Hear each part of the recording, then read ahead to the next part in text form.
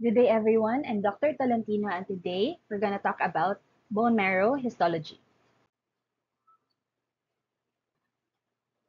At birth, all your bone marrow is red, but with age, it's slowly converted to the fatty yellow type. So in the adult, the red marrow is mainly found in the flat bones like your hip bone and the sternum. So where do we collect the bone marrow? Okay, so it is at the posterior superior iliac spine. Why? Because this is the area that provides adequate red marrow and it's isolated from the anatomic structures that are subject to injury during collection. So we prefer the hip bone because it's more dangerous to puncture other flat bones, like your sternum, because of the risk of injury to the proximal vital organs. Okay? So in children younger than 2 years old, the anterior medial surface of the tibia is the preferred site. So we will inject a needle through the outer layer of the bone until it reaches the marrow space to collect the sample. Okay. So there are two marrow collection methods, bone marrow aspiration and trephine biopsy. So in bone marrow aspiration or BMA, we aspirate the marrow space and it yields a semi-liquid bone marrow sample which is smeared on a slide. So it produces the bone marrow smear. Okay. So in bone marrow trephine biopsy, we use a long hollow needle with a tapering sharp end. And the needle core is punctured into the bone marrow, and upon withdrawal, the needle core gets a narrow, cylindrical shaped solid piece of bone marrow like this.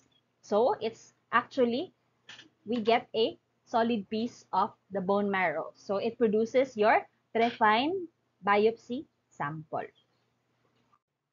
After processing, samples are received on a slide to be read. How do we know what sample we are reading when all of them contains blood cells? So what's now the difference between your peripheral blood smear and your bone marrow sample? Your bone marrow smear, like your peripheral blood smear, is smeared in a liquid state, which means the structural arrangement of your bone marrow tissue is not preserved. So in your BMS, you can find red blood cells. You can also find big blast cells or hematopoietic stem cells, which are actually the precursors for the mature blood cells. So these are your young blood cells. So the bone marrow smear contains many big blue cells. Note that this big cell is a megakaryocyte, and megakaryocytes are only found in the bone marrow because it cannot pass through the marrow capillaries to the peripheral blood because of its size. They will need to fragment first to become platelets and go to the blood. So finding these megakaryocytes are indicative of the smear being a bone marrow smear. Okay. Your trephine biopsy, on the other hand, is a solid piece of bone marrow which retains its anatomical structures and the cells look like they are clumped, very compact, like in a sheet that is very near each other, unlike your smears, which are quite loose. Because the whole marrow tissue is collected, you can find the blast cells, the megakaryocytes, okay, and you can also find the adipose cells, which are these white bubbles that get destroyed during tissue preparation. So you can also find bone spicules and fragments of bone from the collection process. So this is your bone spicule. In a higher magnification, this is what a bone spicule will look like. While your peripheral blood smear has many red blood cells, small mature WBCs, and normally no immature blast cells, which in general are these big blue cells. Again, there is no megakaryocyte, no adipocytes, and no bone spicule in a peripheral blood smear. So I hope you get the difference between these three types of smears. Okay.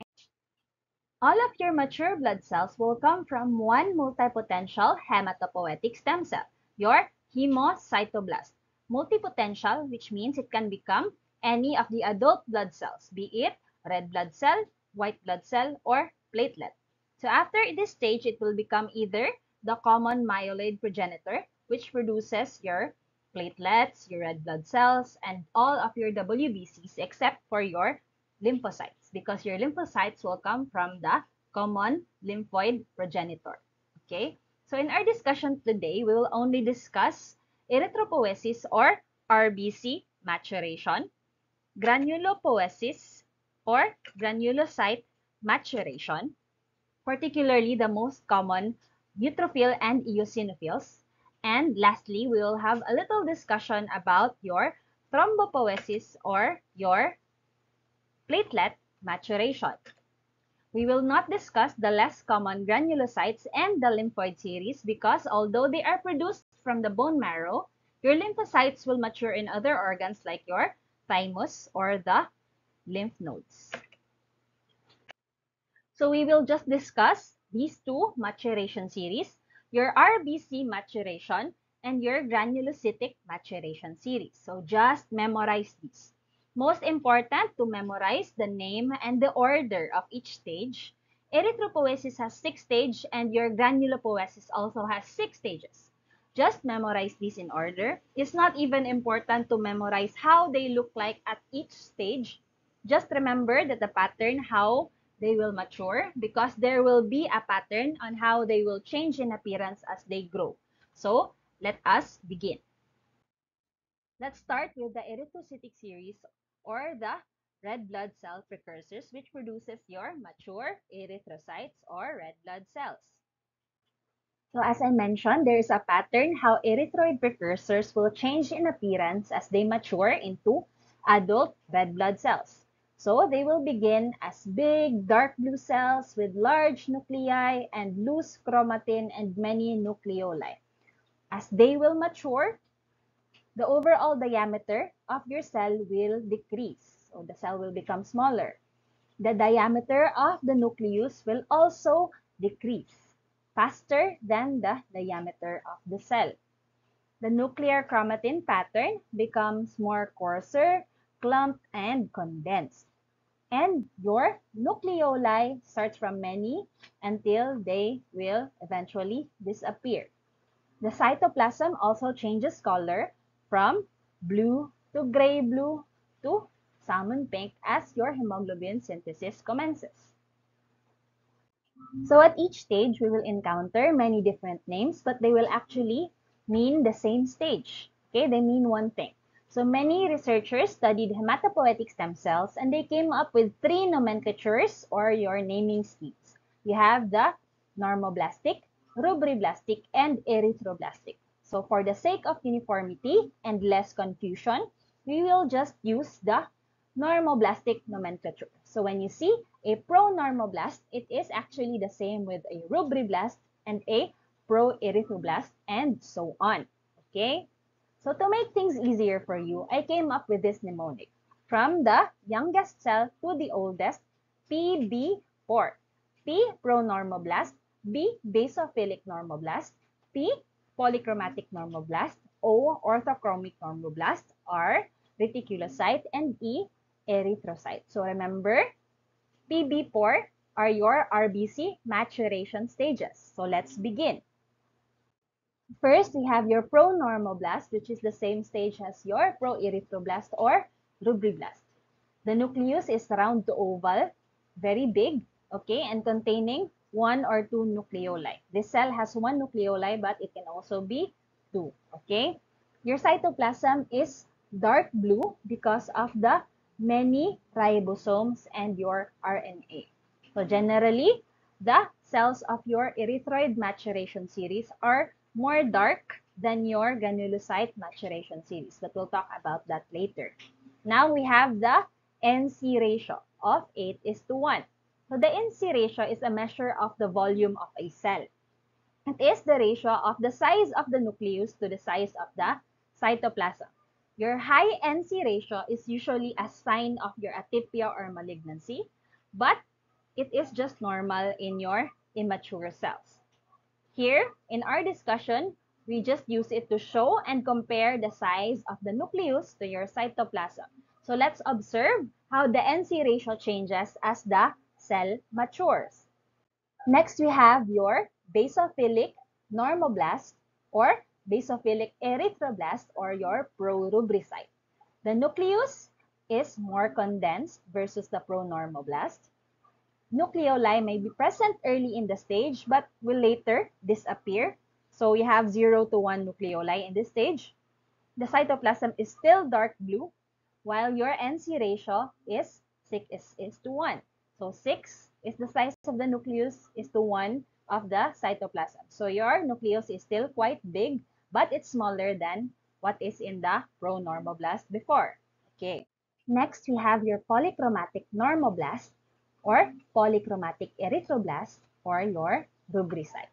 It is actually the most numerous erythroid precursor you can find in the bone marrow.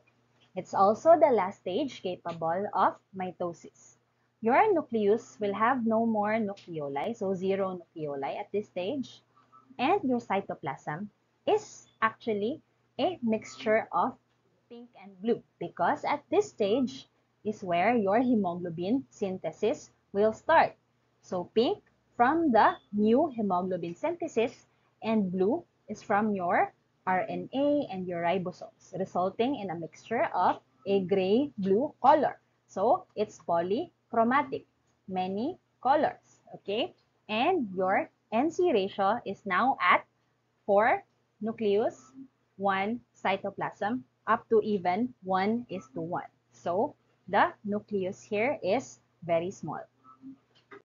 The next stage, we have orthochromic normoblast, the same as orthochromic erythroblast or your metarubricite. The nucleus in this stage is now completely condensed or pycnotic. This is also the last stage with nucleus. After this stage, the nucleus is extruded. Okay? And your cytoplasm is now more salmon pink. The pinkness is more uniform because there is nearly complete hemoglobin production. So, orthochromic, same color. Okay? Your NC ratio is very low or about 1 is to 2. 1 part nucleus, 2 parts cytoplasm. So this is the example of your orthochromic normoblast. You can notice that the nucleus is very pycnotic or very condensed and the cytoplasm is uniformly pink. Next, we have the last stage before it becomes the mature red blood cell. We have your polychromatic erythrocyte or your reticulocyte. Your reticulocytes will reside in the bone marrow for about 1 to 2 days, and then later it will move into the peripheral blood to the circulation for about 1 day before reaching the maturity. So it's quite normal to see reticulocytes in a peripheral blood smear, but only in very low numbers, okay? But they may be released earlier if there is a high turnover of red blood cells. For example, you have your hemolytic anemia.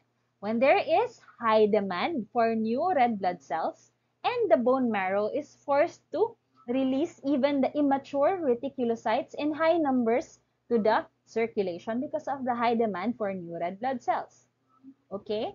So, your reticulocytes will look like mature red blood cells, but they are actually larger, and you can notice that it has no central pallor. So, compare it with your mature red blood cell on its side. Mature red blood cell smaller with central pallor. Reticulocyte larger, no central pallor. The nucleus is already extruded at this stage, so it has no nucleus.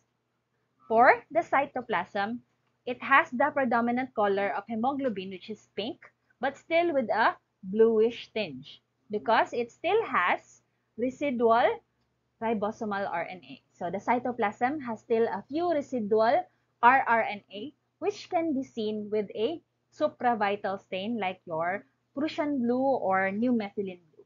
And in there, they will appear as small blue strands or blue dots. So this is a peripheral blood smear stained with a supravital stain, which can show your residual RNA inside your reticulocytes. Okay. So now that's the end of the RBC series. Let's now go to the granulopoiesis or your granulocytic series, which follows your granulocytic white blood cell precursors until they become your mature granulocytes, your neutrophils, eosinophils, basophils, and monocytes. Like the erythropoiesis, there are also 6 stages that your granulocyte precursors have to undergo for them to reach maturity. So in order from youngest to the oldest, you have your myeloblast, promyelocyte, myelocyte, metamyelocyte, band, and your segmenters or your mature granulocytes, which are your neutrophils, eosinophils, and your basophils. So I have devised a mnemonic. Just feel free to use it even if it sounds weird so you can easier remember, okay? So imagine you're in your prom night and a metal rock band is playing in one of the segments of the programs you have for that night. So the 6 stages of granulocyte maturation are my prom, my metal band segment. So my myeloblast, prom myelocyte, my myelocyte, metal, metamyelocyte, band for your band cells, and segment for your segmenters. So that's the mnemonic. And this is gonna be the flow of our discussion. Notice that in the myelocyte stage, we can somehow already identify the differences between your neutrophils and your eosinophil immature stages until they can become mature. So with that, let's start our discussion. Granulocyte precursors also follow a certain pattern as they mature. Your granulocytes are called such because of the different kinds of granules that they will have inside their cytoplasm. So first, they will start actually with no granules first and then develop them in stages. First, you have your bluish primary or your azurophilic granules because they are blue. And then you have your pink secondary or your specific granules. And lastly, there is an increased number of specific granules with a few azurophilic granules. And you also have here your tertiary granules. First, we have your myeloblast.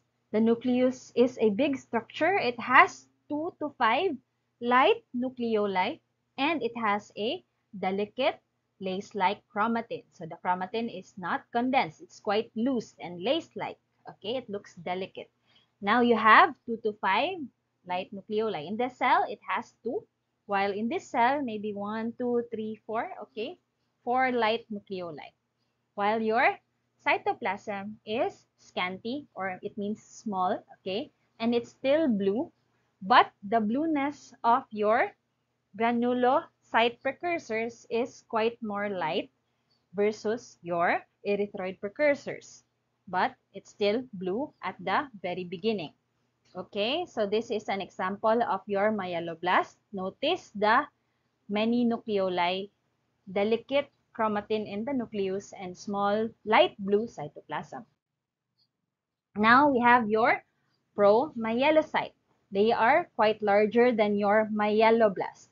Their nucleus has fewer nucleoli, now only 1 to 3, and they may be obscured by your cytoplasmic granules because in this stage, in the promyelocyte stage, you start to make your cytoplasmic granules. The cytoplasm is evenly basophilic and is full of the what granules? Your primary granules, which are color blue. That's why they're also called your azurophilic granules. So what are the contents of these azurophilic granules? It's actually for antimicrobial action, okay? So it has antimicrobial peptides like your myeloperoxidase, elastase, defensins, lysozyme, and etc. Next, we have your myelocyte.